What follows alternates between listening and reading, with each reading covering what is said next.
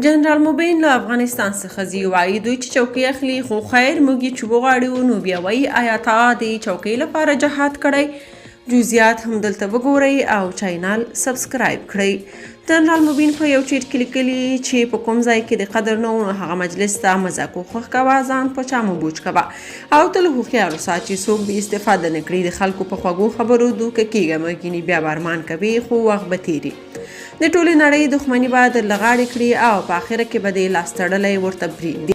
تا ته به وایي دا دنیا بې وفا ده، خو خپله پکې شش محلونه جوړوي. بله خبره به درته دا کوي چې تا خو د الله لپاره جهاد کړی، د وظیفې او تنخوا لپاره خو دې نه ده کړی، خو خپله یې 3 ځایه تنخوا هم اخلي او د کورنۍ ټول غړي دندې لري او تنخواګانې اخلي. ستا خوله ځکه بندوي چې د ده په خیانت کې څوک خبر نشي. خو تر پرونه به چې تا ورته ویل زه خوله بندوم مشکلات راته جوړېږي، نو سمدستي به یې ویل ته بې غیرته یې، خو نن در باندې په زوره خوله بندوي او وایي ته لیونی یې، د یوې سکې 2 مخی پرونی اتل او د نن لیونی. له هېواده لرېوالی مې سخت کړوي، خو مجبوریت ته هر څه راباندې کوي.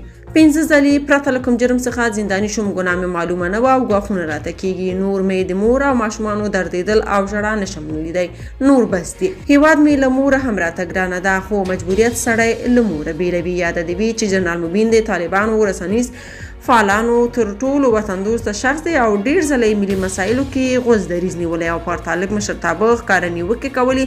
ښکاري چې نور افغانستان کې د اوسېدو ځای نه ده پاتې. عام خلک بیا وایي دا چې جنرال مبین پر پاکستان او ایران دواړو سختې نیوکې کړي، نو دا 2 هېوادونو کې به هم ځای ورنه کړل شي.